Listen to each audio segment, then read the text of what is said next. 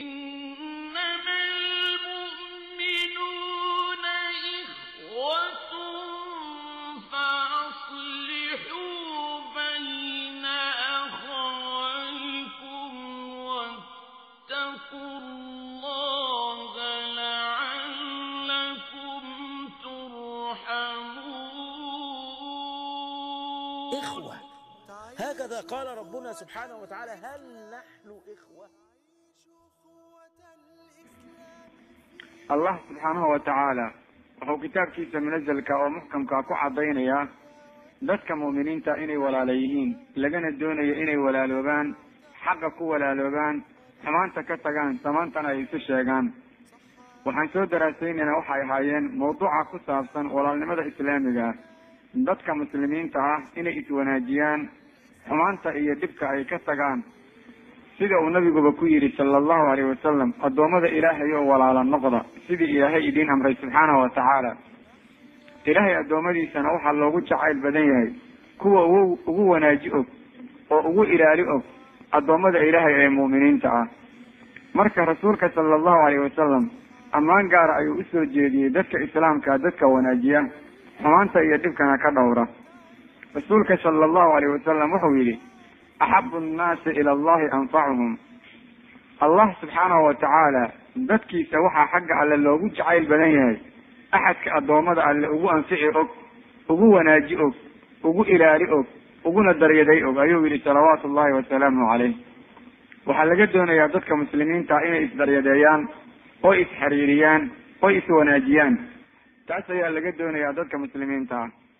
haddii aysan dadka muslimiinta dad iswanaajiya noqonin adduunka iyo aakhirada way dilloobayaan. rasuulka sala allahu alayhi wasalam waxau ka warramay acmaal alle loogu dhawaado midda ugu wanaaga badan.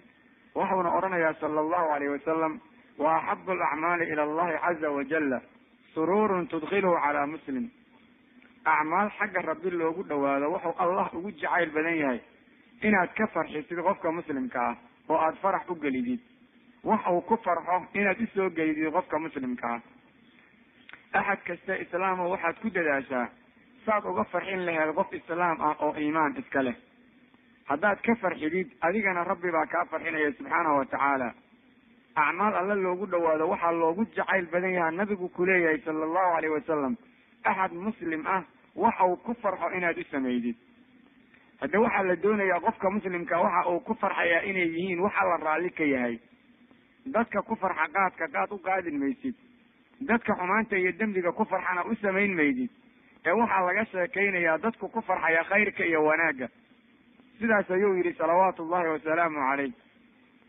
waxa alle ugu jeceliyay camal la sameeyo oo kale ow takshifa canhu kurba inaad kurbada ka faydid qofka muslimka ah oo waxyaalaha uu ku kurboonayo oo shidada iyo dhibka ugu jiraan inaad wax kala qabatid baa loo baahan yahay. haddaad kurba ka faydid adigana ilaah baa ku jeclaanaya. aw taqdiya canhu dayna aw tadruda canhu juuca inaad dayn ka bixisid lagu leeyahay ama inaad gaajo soo gaartay ka difaacdid oo wax uu ku noolaada aada siidid. waa acmaal rabbi loogu dhawaado miduu allah ugu jacayl badan yahay. axadka muslimka ahow inta aad qof muslima quudin kartid ama aada wax u qaban kartid ku dadaal adigana allah ku jeclaanaya waxna kuu qabanaya sidau nabigu xadiid kale ugu yidhi sala allahu alayhi wasalam wallahu fii cawni alcabdi maa kana alcabdu fii cawni akhiih. allah subxaanahu watacaala addoonka kaalmihiisa ayuu yahay inta addoonku u kaalmaynayo walaalkii islaam ah.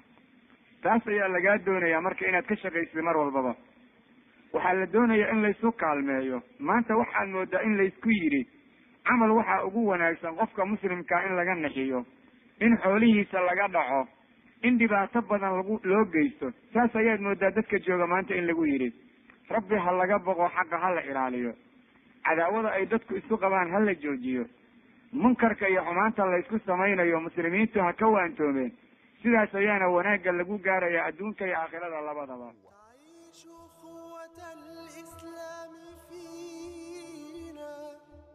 فنحيا بالهدى دنيا ودين.